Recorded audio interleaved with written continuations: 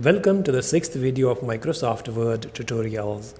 In the previous video, you have seen how styles can change the look and feel of your document very effortlessly. That being said, styles cannot do everything.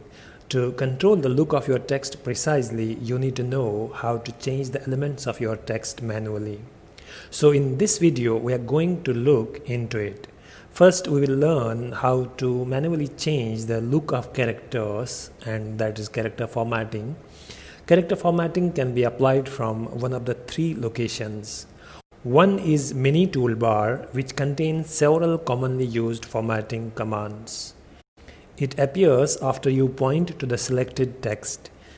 Then you have Font Group on the Home tab, and lastly, you have Font dialog box where you will find all character formatting options.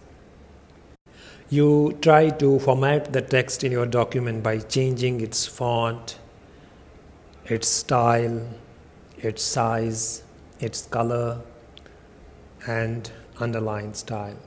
Use these effects of strike through, double strike through, superscript, then subscript, small caps, all caps, and of course hidden.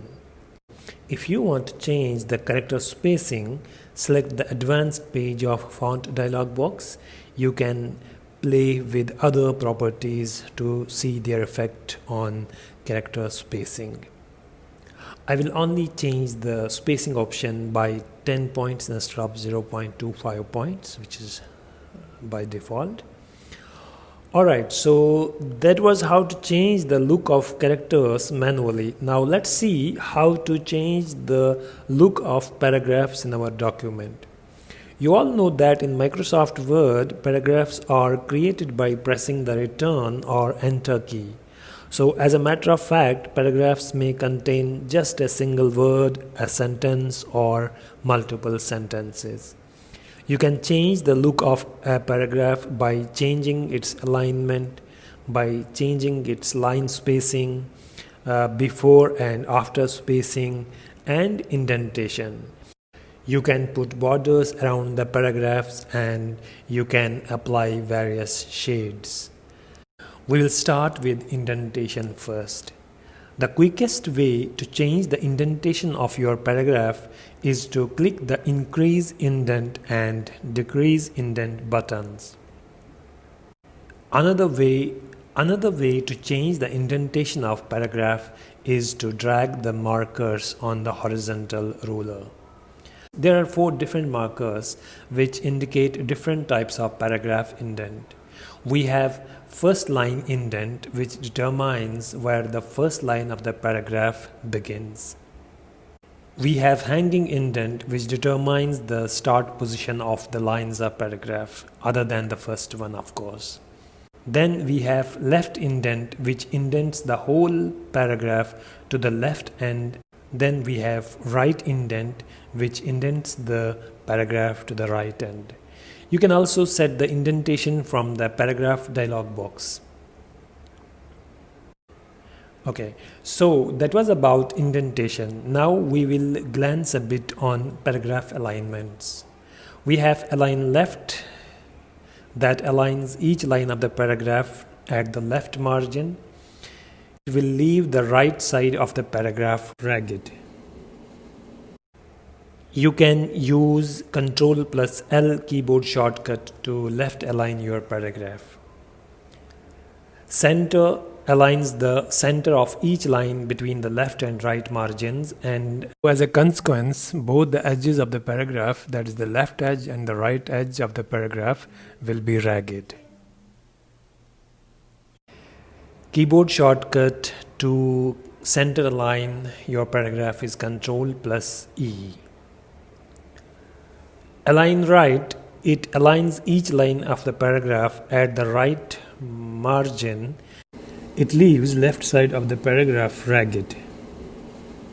Ctrl and R key combination is the keyboard shortcut for aligning your paragraphs to right. Justify aligns each line between the margins it creates even paragraph edges on both the sides. To justify a paragraph, use the keyboard shortcut Ctrl and J. You can also align lines of text in different locations across the page by using tab stops. Easiest way to set the tab stops is by clicking the tab button located at the end of the ruler. Select the type of tab. You have several options here. You have left tab.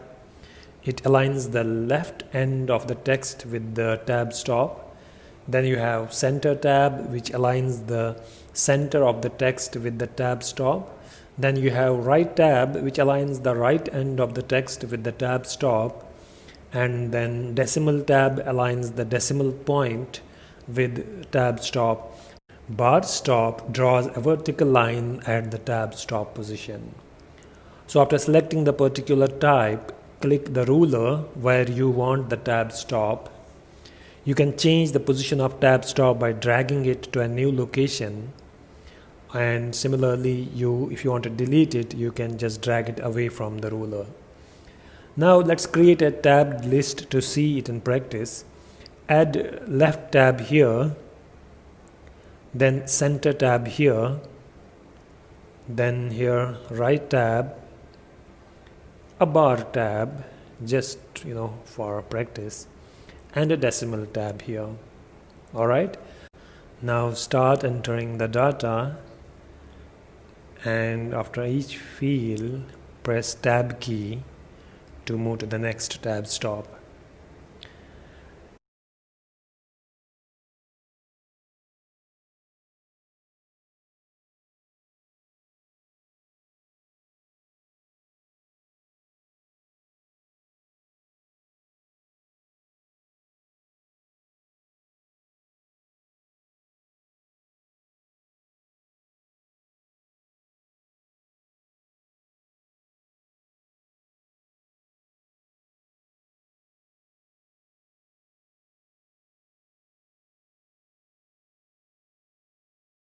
Okay, now as you can see here, names are aligned to the left of the tab stop because here we have inserted left tab.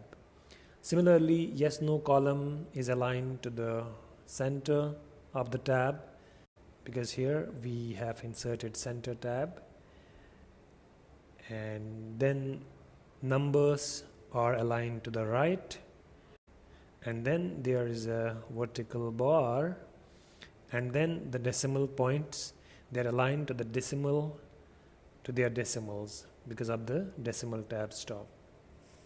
Alright, so that was it for tab stops. Now let's continue to our paragraph formatting. To make it apparent where one paragraph ends and another begins, you can add space between them by adjusting the spacing after and spacing before settings in the paragraph group, which is on the page layout tab, of course. You can do it in paragraph dialog box also. So besides before and after spacing, you can provide line spacing. You can opt for not adding the space between the paragraphs of the same style by checking this option here. To make a paragraph stand out, you might want to put a border around it, or you might want to shade its background, or maybe you want to do both.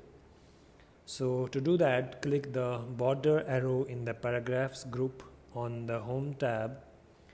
The border gallery will be displayed. You can select from here or click borders and shading for more options. Select the style, select the color, the width, and then shading from the shading tab. Click OK and it will be applied to your paragraph.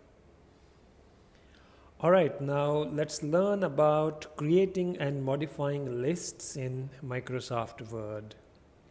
Word has two types of lists, and they are bulleted list, which is unordered list, It's used when order of items is not important. For example, a list of items required to make your DIY, for example. And then we have numbered list. It's ordered list and it's used when the order of items is important. Let's type a few paragraphs which we are going to convert into lists.